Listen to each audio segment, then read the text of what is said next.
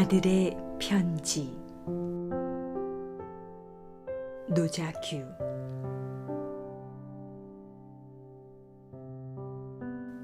허기진 산기슭, 움푹 파인 언덕 위 요양병원은 지나쳐온 삶의 뒤안길을 안고 외로움과 고독은 그들의 약봉지와 같이 절절하게 늘어만 가고 있을 때 춥다고 소리치던 아침은 가고 겨울빛 햇살이 내리고 있었습니다. 안녕하세요. 저는 이번에 할머니, 할아버님들이 힘들거나 아플 때 곁에서 돌봐줄 새로운 의사 차돌입니다. 저희 아버지께서 이 험한 세상에 차돌같이 단단하게 살아가라고 이름을 이렇게 지어주셨습니다. 아들같이 생각하시고 편하게 차돌 선생이라 불러주세요.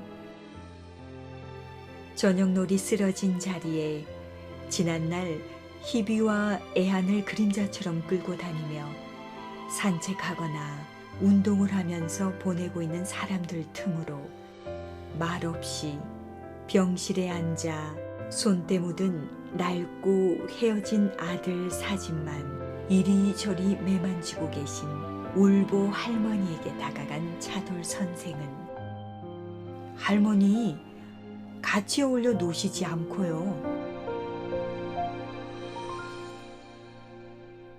행복한 기억도 세월 속에 묻어두면 눈물이 되는 걸까? 저 할머니는 늘 저 아들 사진만 들고 울었다 웃었다만 한다오. 이제는 사랑조차 다 퍼내어버린 엄마의 모습 뒤로 어디서 어떻게 살았는지, 가족은 뭘 하고 사는지 한마디 말조차 잊은 채 바라만 보고 있습니다. 어디쯤인가 오고 있을 아침을 기다리듯 그렇게 말입니다. 마지막 남은 한 장의 달력을 참아 넘기기 싫은 계절이 저물어 갈 무렵 김희순 할머니 작은 아들한테 편지가 왔네요.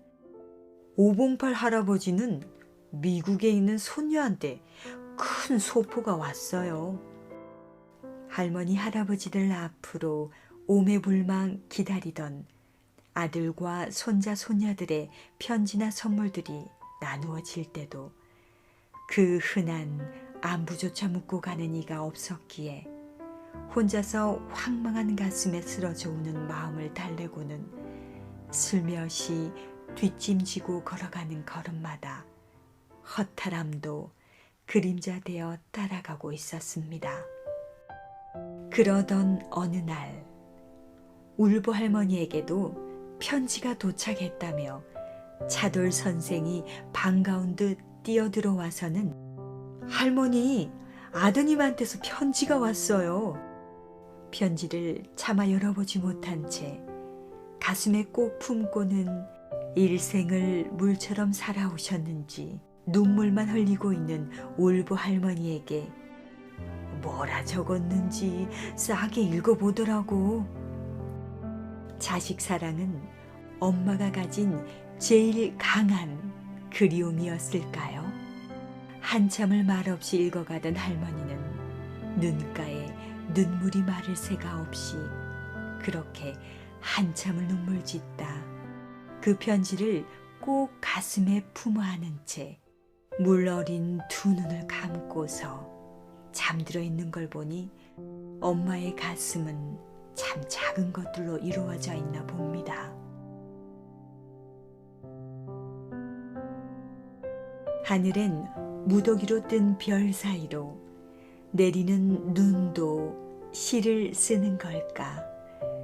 기다린다는 말을 허공에서 전해 들었는지 아들에게서 한 통의 편지와 작은 상자가 또 도착하였습니다. 조심스레 풀어본 상자 안에는 회색빛 포근한 목도리가 함께 들어있었고요. 칠순이 한나절 같다며 투덜대는 경상도 할머니. 이제 아들이 철들었나 보네. 수년 동안 코빼기도 안 보이더니 긴 병에 효자 없다고. 요즘 같은 세상에 저런 거라도 보내주는 것만으로도 감사해야 할 세상이야. 다들 한마디씩 서름을 불어넣고 있을 때 불러도 달아나는 아지랑이가 될까봐 울보 할머니는 가만히 목도리를 목에 두른 채 아들의 온기를 느껴가고 있었고, 주옥은 그렇게 저물어 가고 있었습니다. 할머니, 따뜻하세요? 라고 묻는 차돌 선생 말에 곱게 달인 햇살 한 줌을 무릎에 앉히고 고개만 끄덕이면서 눈물 지은 채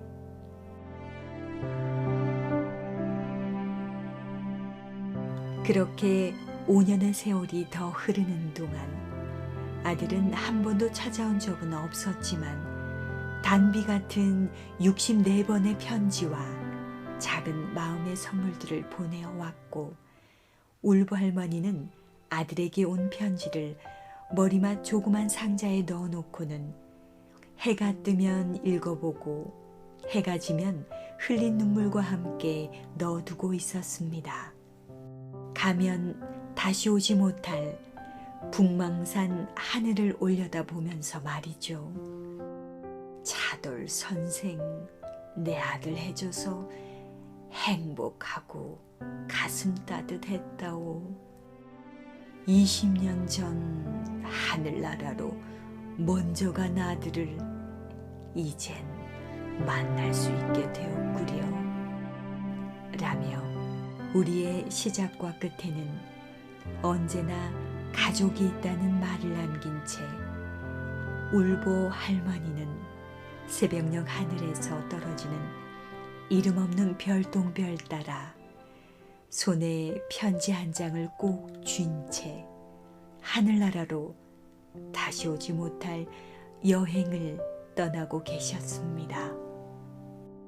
하얀 미소를 머금은 채 아들이 있는 곳으로 떠나가신 울보 할머니를 보내고 돌아오는 하늘엔 엄마 잃은 잔별들이 바람에 스며들어 울고 있었습니다. 우리는 모두 가족 속에 살고 있지 않은가. 오직 자식을 위해 하루를 버텨온 내 어머니를 떠올리며 나는 걸어가고 있었고, 주머니에서 꺼내든 핸드폰에서 난 엄마라는 전화번호를 누르고 있었습니다.